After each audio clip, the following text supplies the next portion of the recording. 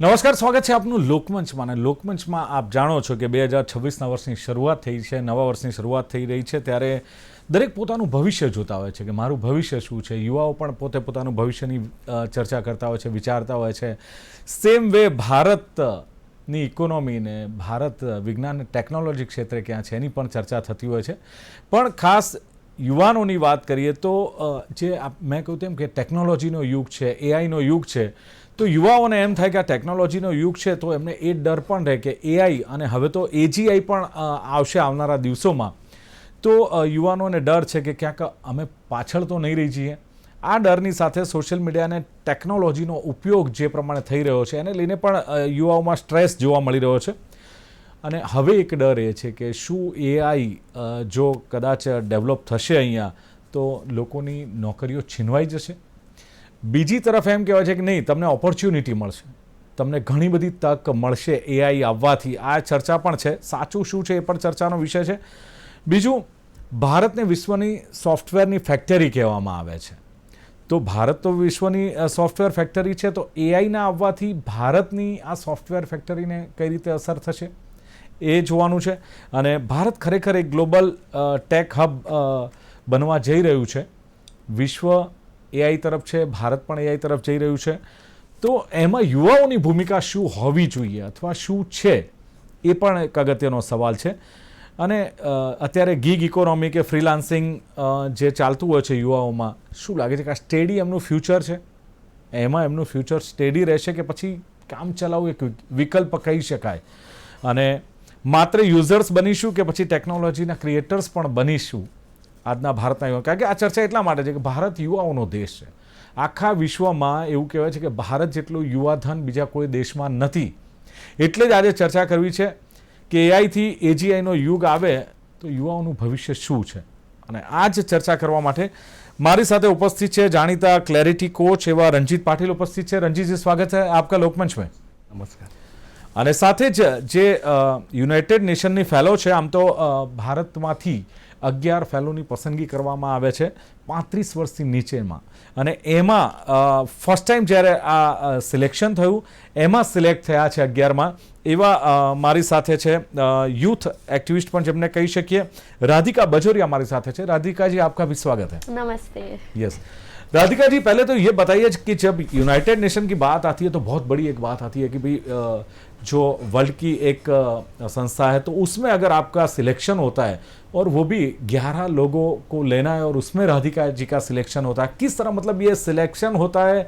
First time ये ऐसा हुआ है तो किस तरह से ये सारी प्रोसीजर होती है और आपका सिलेक्शन हुआ? तो मैं पहले तो ये एक बात कहूँगी कि मैं लाइफ में हमेशा रैंडमनेस एंड स्पॉन्टेनिटी को सपोर्ट करती हूँ. और ये जो अपॉर्चुनिटी भी आई है मुझे यूनाइटेड नेशंस फाउंडेशन से, वो इसी के लिए आई है क्योंकि मैं इंस्टाग्राम और लिंक्डइन पे रैंडमली रोज 10 लोगों को डीएम करती हूँ देखने के लिए कि मुझे उनके जवाब आएंगे कि नहीं. और ये लोग हैं जो पूरे दुनिया में एकदम प्रसिद्ध है अपने काम में. और ऐसा ही मैंने एक डीएम एक लड़की को भेजा था जो क्लाइमेट एडवोकेट है, उसका नाम है प्राची शिवगांवकर, बहुत ही अच्छा काम कर रही है. मैंने उसको बोला कि मुझे आपका काम बहुत अच्छा लग रहा है, आपको फाइनेंस मिनिस्टर से भी अवार्ड मिला है, आपको कैसे मिला ये सब? मुझे आपसे मिलना है और बस आपकी जर्नी से प्रेरित होना है. जब मैं उनसे मिली, हमने बात की, 2 घंटे बात चली, मैं उससे अच्छी दोस्ती निभाने लगी उसके बाद. और फिर उसने मेरे को एकदम से बोला कि अपॉर्चुनिटी आई है यूनाइटेड नेशंस की, यू शुड अप्लाई हियर. आप एक पॉडकास्ट चलाती है जहाँ पे आप वुमेन की स्टोरीज कवर करती है और मेरे लिंक्डइन पे 2 लाख फॉलोअर्स है, तो मैं वहाँ पे वुमेन की स्टोरीज को डिस्ट्रीब्यूट करती हूँ और चाहती हूँ कि लोग और सुने उन्हें. लोग को बस ये पता नहीं होना चाहिए कि सिर्फ दीपिका पादुकोण और आलिया भट्ट कौन है, लोगों को ये भी पता होना चाहिए कि सेबी की चेयरपर्सन भी एक महिला थी, माधवीपुरी बुच. तो मैं ऐसी स्टोरीज को कवर करती हूँ. और जब उसने मेरा काम देखा और मुझे बोला अप्लाई करो, मैंने अप्लाई किया. और मैंने इंटरव्यू में भी यही बोला कि मैं क्यों कर रही हूँ मेरा पॉडकास्ट, मेरे लिंक्डइन पे फॉलोअर्स है, मैं उसको क्यों यूटिलाइज कर रही हूँ. और मैंने बहुत क्लैरिटी और कन्विक्शन के साथ बात की थी. ऐसा नहीं था कि मैं कुछ रॉकेट साइंस कर रही थी या कुछ तोप कर रही थी कि लोग इम्प्रेस हो जाएंगे. मैंने बस एकदम क्लैरिटी के साथ बोला कि मैं क्यों कर रही हूँ. उसके बाद उनने बस एक ही राउंड लिया मेरे इंटरव्यू का. अदरवाइज बहुत सारे एप्लीकेशंस के थ्रू जाना पड़ता है यूनाइटेड नेशंस का पार्ट बनने के लिए, पर मेरा एक इंटरव्यू के बाद ही सिलेक्शन हो गया। एंड ये प्रॉपर जो प्रोग्राम है उसमें पहली बार यूनाइटेड नेशंस फाउंडेशन ने सिर्फ 11 इंडियंस को चुना है। It's called next generation fellowship. आप क्यों कर रही है तो उसका भी जवाब आपने क्या दिया, क्यों कर रही है आप ये सब? जो वहां से पूछा तो क्या आंसर दिया आपने उनको? मैंने उनको बोला कि यहाँ पे हमारी यूथ में हमें क्यों फीमेल रोल मॉडल्स नहीं है इस देश में, और हमारे फ्यूचर ऑफ वर्कफोर्स जिसके लिए मैं अपॉइंट हुई हूँ यूनाइटेड नेशन से, उसमें मैं चाहती हूँ कि और विमेन पार्टिसिपेट करें वर्कफोर्स में, जो अभी है नहीं, इतने नहीं है, सीनियर लेवल पे बिल्कुल ही नहीं है। एंड आई एम लाइक ये इसी के कारण है क्योंकि अवेयरनेस है ही नहीं दुनिया में कि अगर हमें किसी के मुकाम तक पहुंचना है तो वो मुकाम तक पहुंचने के लिए हमारे पास कोई सीढ़ी देखने के लिए नहीं है कि अच्छा कैसे स्टेप बाय स्टेप जा सके उस पे। You know everybody just talks ऊपर ऊपर का, पर अंदर की बात कोई बताता ही नहीं है। तो वो अंदर की बात तक मैं निकालती हूँ मेरे पॉडकास्ट पे, और मैंने यूनाइटेड नेशंस के इंटरव्यू में भी यही बोला कि आप जो भी मुझे काम दोगे मैं अंदर की युवा की बात निकालूंगी कि वो चाहती क्या यूनाइटेड नेशन से, और जो आप नहीं कर रहे हो अभी वो मैं निकाल के रहूंगी कि आपको क्या करना चाहिए। आपने इंडिया की चिंता छोड़ दी, भारत की चिंता छोड़ दी, सारे मतलब पूरे विश्व की चिंता की आपने वहां पे? नहीं, मैं इंडिया के बारे में ही बात कर रही थी। अच्छा। इंडिया में तो सबसे ज्यादा युवा पॉपुलेशन है, जैसे आपने बोला स्टार्टिंग में। yes. मैं बोल रही थी आप इंडिया में तो आप अभी तक थे नहीं, तो थैंक यू कि आप पहली बार आए इंडिया में। yes. और अभी थैंक यू कि आपने मुझे अपॉइंट किया ताकि मैं जाके अभी आपका ग्राउंड वर्क करूंगी और बताऊंगी देश में कि कितने लोग क्या चाहते हैं, और आप जो पॉलिसीज बना रहे हैं वो बहुत ही ऑन द सरफेस है, जो असली युवा को चाहिए वो है ही नहीं। और जब मैंने काम किया मैंने फाइंड आउट किया कि असली युवा को चाहिए कि मेरे नेबरहुड में मुझे कोई इंस्पिरेशनल मिले, मेरे यूट्यूब पे नहीं, मेरे टीवी पे नहीं, या मेरे कहीं सोशल मीडिया पे नहीं, मेरे बाजू में मेरे साथ जो पढ़ती है या मेरे बाजू में जो रहती है वो कोई इंस्पिरेशनल होनी चाहिए, जिससे मुझे भी प्रेरणा मिली कुछ करने की जीवन में, यू नो, जिससे मुझे आग मिले कुछ करने की। और जब मैंने ये सोचा I was like rural India में कम्युनिटीज है नहीं ऐसी जहाँ पे ये लोग प्रेरित लोगों से मिल पाए, प्रेरित महिलाओं से मिल पाए और जान पाए उनके बारे में। सो मैं ऐसी कम्युनिटीज स्टार्ट किए फॉर्म करना, और वो जब हमने रिकमेंडेशन दिया तब now they have taken it seriously in the report and it's actually being considered to implement these committees. ये कैसे पॉसिबल होगा कि मेरे आसपास में ही मुझे इंस्पिरेशन मिलता है, कुछ सीखने को मिलता है, जानने को मिलता है? क्योंकि आज का युवा तो मतलब सर्च करेगा, अब तो एआई भी आ गया है तो उस पर सर्च करेगा, आसपास के लोगों को मतलब उसको पहचानना पड़ेगा, या ऐसे कैपेबल लोग होने चाहिए ना उसके आसपास के जिससे उसको इंस्पिरेशन मिले। एग्जैक्टली, कैपेबल लोग है नहीं तो कैपेबिलिटी क्रिएट करनी पड़ती है। कौन करेगा ये क्रिएट, कौन करेगा भाई? इसी के लिए यूनाइटेड नेशंस को हमने रिकमेंडेशन दिया है कि आप एक ऐसा अपॉइंट करो, रूरल इंडिया में हेड्स अपॉइंट करो, आप अपने पेरोल पे किसी को अपॉइंट करो जो ऐसे लोगों को लाए महीने में एक बार, और ये सारी युवा और महिलाएं जो है वो उनसे मिले और बात करें, उनसे अपने क्वेश्चंस पूछ पाए, क्योंकि युवा में आजकल जो अनफिल्टर्ड ओपिनियंस और जो वो बिना सोचे पूछ लेते हैं ना, वो बाकी लोगों में नहीं है। और वो जो सवाल वो पूछ लेते हैं ना ऐसे, उनको जवाब भी मिलते हैं। तो हम लाइक अगर ये पूछ सकते हैं तो इनको जवाब देने वाला भी होना चाहिए कोई। तो ये अपॉइंटेड लीडरशिप प्रोग्राम्स जो है होपफुली भगवान की दया से जल्दी लाए ये लोग और हम देखें साक्षात। बोला है तो वो भी मतलब लाएंगे, आपने भी मतलब होप रखते हैं, आशा रखते हैं। रंजीत जी, सवाल है कि जो मतलब अपने बात करें कि युवाओं की बात करें, अभी एआई का ज़माना चल रहा है तो लोग मॉडर्न भी हो रहे हैं, एआई में भी मतलब बहुत सारे लोग इंटरेस्ट ले रहे हैं। बात तो ये चलती है रंजीत जी, आपने शो से पहले जब अपने बात करे तो आपने तो एजीआई की बात की है, एआई के बाद तो अभी तो एआई चल रहा है और एजीआई आने वाला है। तो ये आर्टिफिशियल जनरल इंटेलिजेंस, एआई और एजीआई में क्या फ़र्क है और कितना चेंजेस उसके आने से मतलब दिखेगा? देखिए, सबसे पहले तो हम बात कर रहे हैं युवा और युवा के भविष्य के, जैसे राधिका जी ने जिस तरह से एक्सप्रेस किया, तो इट इज़ समथिंग, इस एज ग्रुप के पास, यूथ के पास बहुत ज़्यादा एनर्जी है। मेरे लिए यूथ का मतलब it's a mind set, it not your biological age. मैंने ऐसे लोग देखे 80 साल के, they are full of energy, और मैंने ऐसे बच्चे देखे 20 साल में वो डिप्रेशन में है, बाबा बन गए। I have seen the spectrum. हम जो है स्पेक्ट्रम है, यूथ वो दुनिया को देखने का एक फ्रेश व्यू है, there is a novelty, right.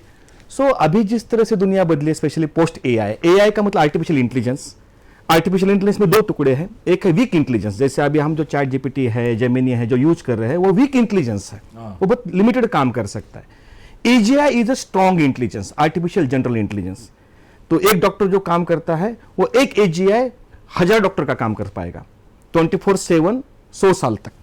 तो ऐसी कंपिटेंसी के सामने जो ह्यूमंस काम कर पाते हैं वो एजीआई नॉन स्टॉप करता रहेगा, बिना थके बिना रुके। ऐसे सीन में हमें बहुत अलग से सोचना पड़ेगा, पॉलिसीज डेवलप करनी पड़ेंगी, क्योंकि जल्दी अभी recently it was very interesting, Elon Musk का इंटरव्यू लिया था कामत सर ने, तो it was very interesting discussion कि एलन मस्क कह रहे थे कि अगले 10 साल में ऐसा हो जाएगा कि जॉब ही खत्म हो जाएंगे, कंप्यूटर सब करने लगेंगे, एजे और सुपर कंप्यूटर्स ये सब चीजें कंट्रोल कर लेगी, तो काम क्या बचेगा हमारे पास?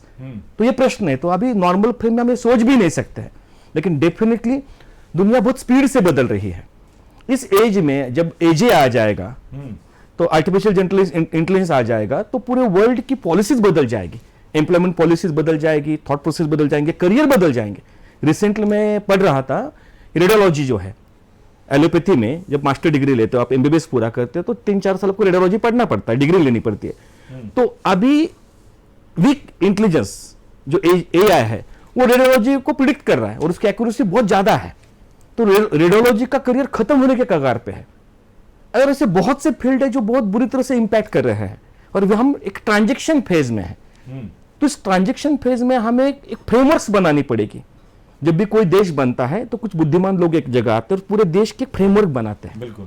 तो अभी वो फ्रेमवर्क की हमें जरूरत है। यूथ, हमारे भारत सबसे युवा देश है, युवा का मतलब है जिनका एज 35 से कम है, तो भारत में बहुत ज्यादा युवा है, लेकिन उनको एक डायरेक्शन देना जरूरी है। मैं हमेशा जब भी बात करता हूं, कहीं बात करता हूं, तो मैं सोचता हूं कि भारत का इतिहास 5000 साल का है। 5000 सालों से हम सबसे पुरानी सभ्यताओं में से एक है। बिल्कुल, हाँ। एग्रीकल्चर सभ्यता है हमारी सबसे पुरानी सभ्यता में से एक। हाँ, एग्रीकल्चर। और हम 140 करोड़ है और हमारी इकोनॉमी 3 से 5 ट्रिलियन के आसपास चल रही है। 3 ट्रिलियन इकोनॉमी है हमारी। वही यूएस देख लीजिए, महाराष्ट्र में जब नागपुर बना, 300 साल का एज है महाराष्ट्र का नागपुर का, और उसी समय अमेरिका बनी और 35 करोड़ लोग 30 ट्रिलियन इकोनॉमी बना रहे, 30 ट्रिलियन की इकोनॉमी बना रहे, हमसे 10 गुना ज्यादा। तो ये फर्क क्यों है? क्योंकि वहां के वाइज लोगों ने फ्रेमवर्क्स बनाई। तो आज हमें फ्रेमवर्क बनाना बहुत जरूरी है। अभी पूरे वर्ल्ड में चर्चा चल रही है कि एजे जब आ जाएगा या आर्टिफिशियल इंटेलिजेंस रोबोटिक्स आ जाएगा। मेरे मित्र जो रोबोटिक्स पे काम कर रहे हैं तो मैं उनसे डिस्कशन करते रहता हूं। तो रोबोटिक्स को वैल्यूज क्या दी जाएगी, इथिक्स और मॉरलिटी कैसे सिखाई जाएगी। हाँ। और मेरा भी विश्वास है कि भारत ही एजीआई को वो फ्रेमवर्क दे पाएगा कि वैल्यूज क्या होती है। तो भारत ने फ्रेमवर्क कोई बनाया नहीं, आपने जिस तरह से बहुत बताया। फ्रेमवर्क है, तो फ्रेमवर्क से हमें पता नहीं है। अच्छा, तो इसके पीछे कौन जिम्मेदार है? मानो कि ये जो कुछ गवर्नमेंट जो रूल कर रही है वो जिम्मेदार है, लोग जिम्मेदार है, कौन जिम्मेदार है इसके पीछे? देखिए, जो कई सारे देश हमसे आगे हैं और भारत वहीं पे है, 5-6 साल पुराना अपना भारत संस्कृति, अपना जो कुछ भी है। देखिए, बेसिकली 4 चीजें जिसे हम भाषा में कॉन्फ्लिक्ट करते हैं। एक सब्जेक्टिव रियलिटी है, मुझे ऐसा लगता है, बस मुझे लगता है कि नहीं किसी ग्रह पे जीवन होगा, एविडेंस नहीं है, मुझे ऐसा लगता है, वो सब्जेक्टिव रियलिटी है। एक ऑब्जेक्टिव रियलिटी है कि हम अहमदाबाद में ही, ऑब्जेक्टिव रियलिटी है, राइट। सब्जेक्टिव ट्रूथ है, ऑब्जेक्टिव ट्रूथ है। एक सोशल ट्रूथ होता है, हर कल्चर में अपने नॉर्म्स होते हैं। यूएस में जाओगे अलग से नॉर्म्स है, इंडिया में अलग से नॉर्म्स है। तो एक सब्जेक्टिव ट्रूथ होता है, एक ऑब्जेक्टिव ट्रूथ होता है, एक सोशल ट्रूथ होता है। ये तीनों ट्रूथ से कॉम्प्लेक्स ट्रूथ बनता है। तो आपका जो प्रश्न है वो कॉम्प्लेक्स ट्रूथ है कि आज भारत की जो व्यवस्था है, जो कुछ व्यवस्था है, इसके लिए जिम्मेदार कौन है? मैं कहूंगा प्रजा और राजा दोनों की समान रिस्पॉन्सिबिलिटी है। जैसा प्रजा वैसे राजा, जैसा राजा वैसे प्रजा, तो दोनों की रिस्पॉन्सिबिलिटी है। आप एक किसी पे आप हम बोलेंगे नहीं ये तो गवर्नमेंट की प्रॉब्लम है, हमें जॉब नहीं मिल रहा है, नहीं, डिमांड और सप्लाई की चेन है और दोनों को बैलेंस करने के लिए हमें फ्रेमवर्क चाहिए। It's very interesting. ब्रिटिश जब राज कर रहे थे, आपको जान के आश्चर्य होगा, 54 कॉलोनीज थी पूरे वर्ल्ड में। उन्होंने 54 कॉलोनीज बनाई थी, उसमें इंडिया कॉलोनी था, अमेरिका भी कॉलोनी था, फ्रांस भी कॉलोनी था, 54 कॉलोनीज थी।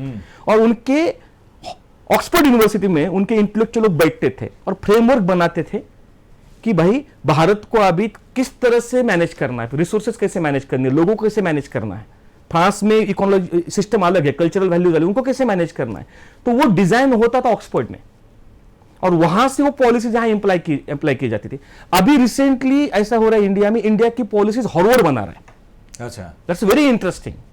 राजीव मल्होत्रा जो इस पे पहली बार बात कर रहे हैं, इन्फिनिटी फाउंडेशन पे बात कर रहे हैं कि snakes into Ganga 2.0 breaking India, तो पहली बार बात कर रहे हैं कि भाई ये इंडिया की पॉलिसी इंडिया के लोग बनाएंगे, ना कि हॉरवर्ड बनाएगा। हॉरवर्ड में डिजाइन नहीं होगा कि हम कैसे पढ़ेंगे, हमारी वैल्यू सिस्टम्स क्या होगी। जब ब्रिटिश पहली बार आए तो हमारे 5 लाख गुरुकुल थे भारत के, जो वैल्यूज और इथिक्स मॉरलिटी का फ्रेमवर्क देते थे हमें कि भाई वैल्यूज क्या होगी, इथिक्स क्या होगी, मॉरलिटी क्या होगी। पहले ब्रिटिश लोगों ने हमारी वो फ्रेमवर्क ही तोड़ दी। उसको बोला कि इंडिया को तोड़ना, इनको गुलाम बनाना और इनसे हमें रिसोर्सेस निकालने, तो क्या करना पड़ेगा। तो उन्होंने पहले वो गुरुकुल की सिस्टम बंद कर दी। फिर हमारे अंदर जातिवाद पैदा, हिंदू मुसलमान का नैरेटिव डाला गया। ब्रिटिश जब छोड़ के जा रहे थे तो भारत पाकिस्तान इंटेंशनली उन्होंने बनाया कि लड़ते रहे। बराबर।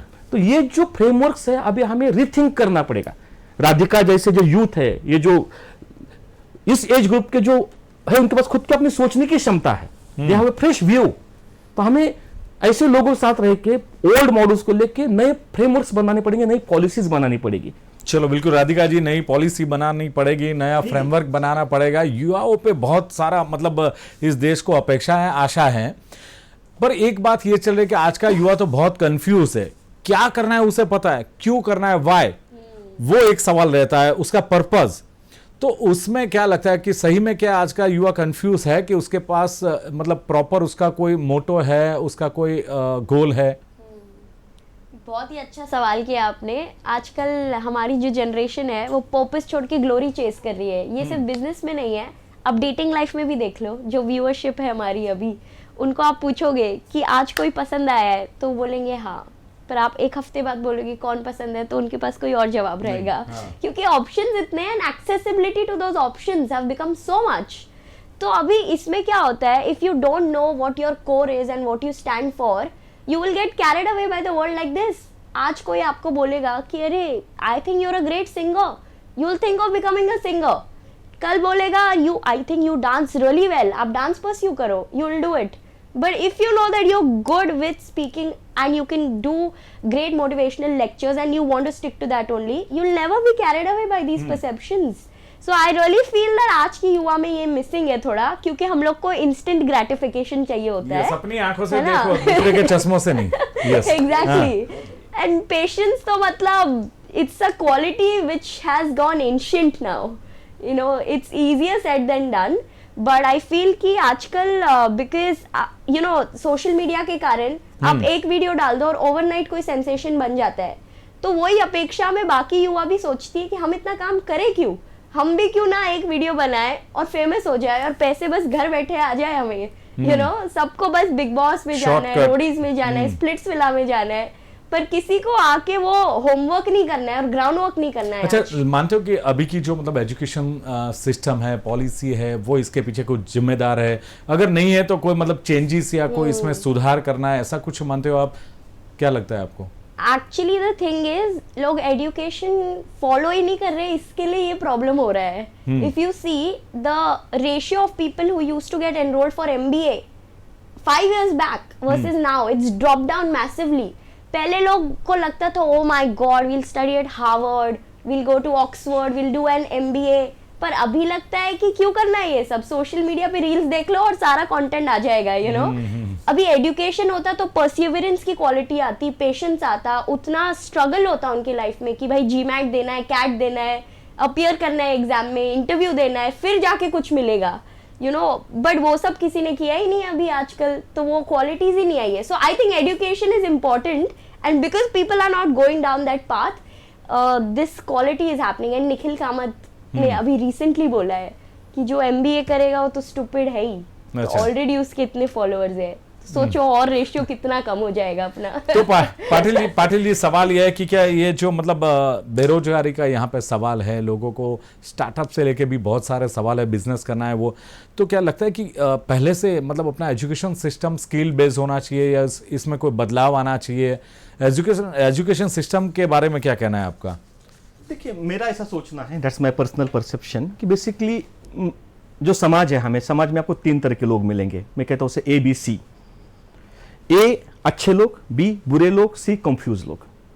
3 कैटेगरी के लोग मैंने देखे। कुछ होते अच्छे ही होते, आप कुछ भी करो, अपने वैल्यूज, इथिक्स, मॉरल कोड को कभी चेंज नहीं करते हैं।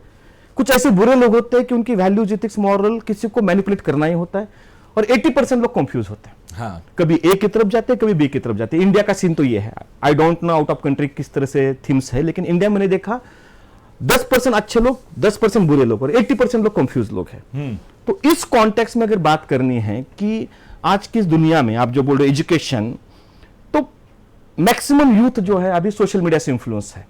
एक सर्वे हुआ था, इट्स वेरी इंटरेस्टिंग, कि भाई आपकी पसंद की चीज क्या है तो मेजॉरिटी लोग उत्तर नहीं दे पाए। We are in such cognitive decline हो चुका है कि भाई मुझे क्या पसंद है वो भी लोग ठीक से नहीं बता पा रहे, क्योंकि सोशल मीडिया इतना एल्गोरिदम काम कर रहा है, इतना बुरी तरह से काम कर रहा है, conscious subconscious mind unconscious mind बुरी तरह से नम हो चुका है, तो हम अपनी चॉइस भी क्रिएट नहीं कर पा रहे। 2010 में वॉज वेरी इंटरेस्टिंग कि एक लड़के ने अपनी किडनी बेच दी एप्पल मोबाइल लेने के लिए। अभी 1 साल पहले एक माँ बाप ने अपना 1 साल का बच्चा बेच दिया, वो यूट्यूबर थे, अपने बच्चों को बेच दिया नए एप्पल मोबाइल लेने के लिए। इंडिया में 70% एप्पल मोबाइल जो है ईएमआई पे लिए गए हैं, और उसमें जनरेशन जेड सबसे नंबर 1 पे है। ये कल्चर किसने बनाया? कि 2 प्रश्न आज के जनरेशन में क्लियर होना चाहिए। एजुकेशन में आपने पूछा कि स्किल बेस होना चाहिए, ये स्किल तो जरूरी है, स्किल माइंडसेट चाहिए, इससे चलेगा, सिर्फ स्किल बेस्ड स्किल चाहिए, ये 2 पहिया है, स्किल और फील दोनों चाहिए। फील को कहते हैं values ethics morality, and skill का मतलब है आपके पास कुछ कौशल्य चाहिए, कुछ विशिष्ट तरह की स्किल चाहिए, दोनों का बैलेंस होना जरूरी है। और आज के अगर आपके पास वैल्यूज एथिक्स मॉरलिटी नहीं होगी, I was working with some who is a brain specialist, मैंने उनको प्रश्न पूछा कि ब्रेन की सबसे पावरफुल स्टेट क्या है, तो उन्होंने कहा ब्रेन की गामा फ्रीक्वेंसी सबसे पावरफुल है। जब हमारा ब्रेन 1 सेकंड में 40 इंफॉर्मेशन बाइट को प्रोसेस करने लगता है, it's called the gamma state. तो मैंने कहा उससे उसके इंटेंशन अगर खराब हो, बोले नहीं, फिर चोर जो गामा वाला चोर बनेगा वो भयंकर चोर बनेगा, क्योंकि उसका ब्रेन गामा से काम कर रहा है।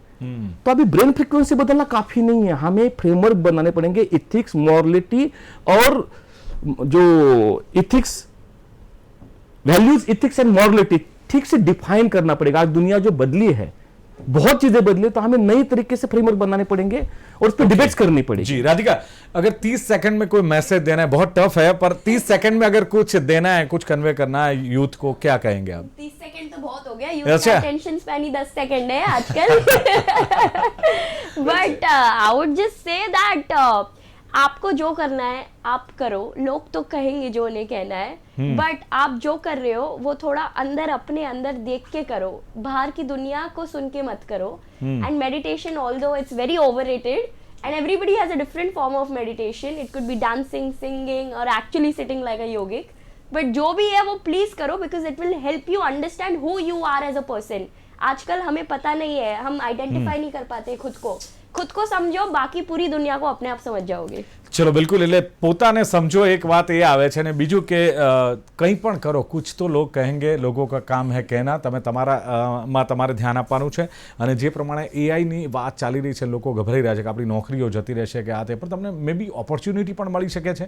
બીજું, હવે તો એજીઆઈની પણ વાત કરી કે આર્ટિફિશિયલ જનરલ ઇન્ટેલિજન્સ, એનો પણ જમાનો આવવાનો છે, પણ આજનું યુથ અને ખાસ કરીને ભારતીય યુથે ઘણું બધું ક્યાંક શીખવાનું ને જાણવાનું છે। સોશિયલ મીડિયાનો યુઝ જે થઈ રહ્યો છે એ પણ એક અતિરેક પણ એક ચિંતાજનક બાબત છે, અને સાથે જ જે કહ્યું ને સ્કિલ ઓર ફીલ, આ બંનેની જરૂર છે યુવાઓને, અને પ્રોપર ફ્રેમવર્ક જે થવું જોઈએ, પ્રોપર ફ્રેમવર્ક જો બને તો ચોક્કસ વિકાસ થઈ શકે છે। પણ ખાસ 2026નું વર્ષ છે અને યુવાઓની વાત હોય એટલે હવે તો ગ્લોબલ ભારત વિશ્વગુરુ બનવા જઈ રહ્યું છે, પણ જો યુવાનો એમાં પાર્ટિસિપેટ નહીં થાય તો ભારતનું વિશ્વગુરુ બનવું પણ અઘરું છે। આ જ વાતને લઈને યુવાઓની ચર્ચા હતી, અને ચર્ચામાં ભાગ લેવા બદલ રાધિકા બજોરિયા और रंजीत पाटिल दोनों उपस्थित रहे, बहुत बहुत धन्यवाद। Thank you so much. Thank you. तो दर्शकों, तो લોકમંચ કાર્યક્રમમાં હતી આજની ચર્ચા એઆઈ થી એજીઆઈ નો યુગ અને યુવાઓનું ભવિષ્ય। ફરી મળીશું એક નવી ચર્ચા સાથે। આપ જોતા રહો ગુજરાત ન્યૂઝ। નમસ્કાર।